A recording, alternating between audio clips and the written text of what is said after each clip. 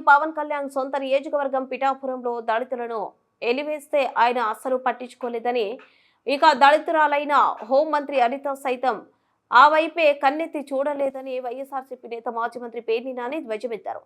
వీరయ్య చౌదరి మద్యం గొడవలో చంపేస్తే హోంమంత్రి అక్కడకు పరిగెత్తారని, మీకు డబ్బున్న వారే కనిపిస్తారా అంటూ పేర్ని నాని ప్రశ్నించారు.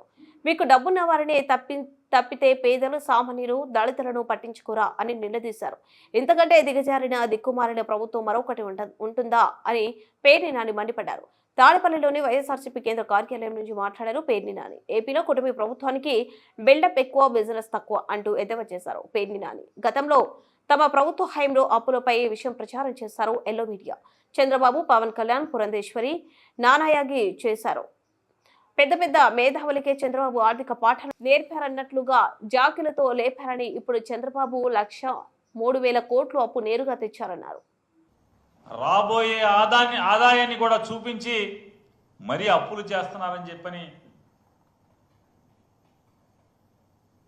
కలెక్టర్ ఆఫీసులు లేదా కలెక్టర్ బంగ్లాలు ఇలాంటి ప్రభుత్వ ఆస్తులను కూడా బ్యాంకులకి తనఖా పెడుతున్నారు. తనఖా పెట్టి మరి అప్పులు చేస్తున్నారని చెప్పని తెలుగుదేశం పార్టీ, జనసేన పార్టీ అంటే నారా చంద్రబాబు నాయుడు వారు, అలాగే పవన్ కళ్యాణ్ గారు, ఆంధ్రజ్యోతి రాధాకృష్ణ గారు, ఈనాడు రామోజీరావు గారు, దివంగత ఈనాడు రామోజీరావు గారు యాగి చేశారు. ఆంధ్ర రాష్ట్రం అంతా కూడా జగన్మోహన్ రెడ్డి గారు అప్పులు పాలు చేస్తున్నాడని చెప్పని అయ్యని చంద్రబాబు నాయుడునేమో జాకిలు పెట్టి ఆకాశానికి లేపారు. ఆయనకు ఆర్థికవేత్త అని, ఎకనామిక్స్లో డాక్టరేట్ చేశాడని, ప్రపంచ మేధావులు ఎంతోమంది ఆర్థిక మేధావులు వారికి నారా చంద్రబాబు నాయుడు గారు ఆర్థిక పాఠాలు నేర్పుతాడని చెప్పని, దేశంలో ఎంతోమంది కేంద్ర ఆర్థిక మంత్రులు ఈయన దగ్గరికి వచ్చి పాఠాలు నేర్చుకెళ్తారని చెప్పని అప్పటి వరకు జాకిలు పెట్టి లేపటం. చంద్రబాబు నాయుడు కనుక మనకు ముఖ్యమంత్రిని చేసుకుంటే ఈ రాష్ట్రానికి ఇక అప్పు చేయటం అక్కర్లేదు, అప్పు చేయాల్సినటువంటి పని లేకుండా ఆయన సంపద సృష్టిస్తాడు. ఆ సృష్టించినటువంటి సంపదతో మనందరి కోరికలు తీరిపోతాయి, మనకిచ్చిన మాటలు అమలవుతాయి. అలాగే జగన్మోహన్ రెడ్డి గారు చేసిన అప్పులు కూడా మనం తీర్చేయచ్చు అని చెప్పని వీళ్ళందరూ కూడా బాగా డబ్బాలు కొట్టారు. మనందరికీ పెద్ద సినిమా చూపించారు, 70mm సినిమా చూపించారు.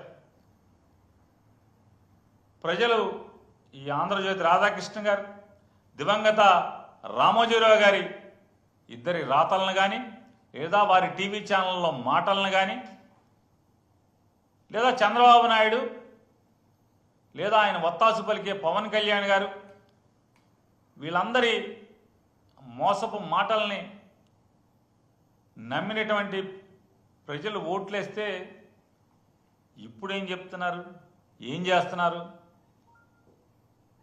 తలకు మించినటువంటి అప్పులు చేస్తున్నారు వీళ్ళందరూ కూడా. ఈ అప్పులు ఎంత అంటే అప్పులు చేయడంలో ఎంత సిద్ధహస్తులంటే 2014కి ఈ రాష్ట్రానికి ఉన్నటువంటి అప్పు 1,40,000 కోట్ల రూపాయలు ఆంధ్రప్రదేశ్ రాష్ట్రం అప్పు అయితే, నారా చంద్రబాబు నాయుడు గారు, పవన్ కళ్యాణ్ గారు, భారతీయ జనతా పార్టీ ముగ్గురు కలిసి 2014లో వారు ఏర్పాటు చేసినటువంటి ప్రభుత్వం 2019లో జగన్మోహన్ రెడ్డి గారు ముఖ్యమంత్రి అయ్యే నాటికి 2,57,500 కోట్ల రూపాయలు అప్పులు చేయడం జరిగింది.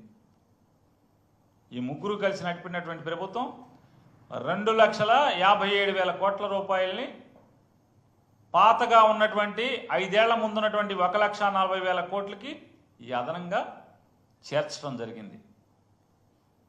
అంటే ఆ అప్పు అంటే 2014 ఆంధ్రప్రదేశ్ రాష్ట్రం తెలంగాణ నుంచి విడిపోయి అవిభాజ్య ఆంధ్రప్రదేశ్ రాష్ట్రంగా ఏర్పడే నాటికి ఉన్నటువంటి అప్పు కన్నా 22.5% అప్పును పెంచి చేసినటువంటి పరిస్థితి.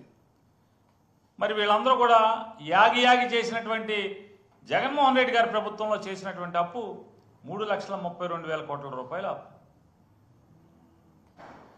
అంటే అప్పుడుకున్నటువంటి జగన్మోహన్ రెడ్డి గారి చేతికి వచ్చినటువంటి ప్రభుత్వం, వారి చేతి ప్రభుత్వంతో పాటు ఆయనకు వచ్చినటువంటి అప్పు మీద 13% మేరకు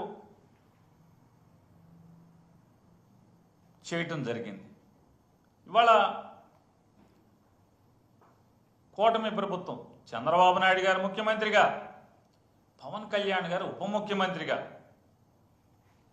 కేంద్ర ప్రభుత్వ ఒత్తాసుతో, మోడీ గారి అండదండలతో ఏర్పడినటువంటి ఈ ఘనమైన ఆంధ్రప్రదేశ్ ప్రభుత్వం ఇప్పటి వరకు చేసినటువంటి అప్పు ఏంటయా చూసుకుంటే, సరాసరి రాష్ట్ర ప్రభుత్వం చేసినటువంటి అప్పు 1,03,000 కోట్ల రూపాయలు. ప్రభుత్వం సరాసరి తెచ్చినటువంటి అప్పు 1,03,000 కోట్ల రూపాయలు.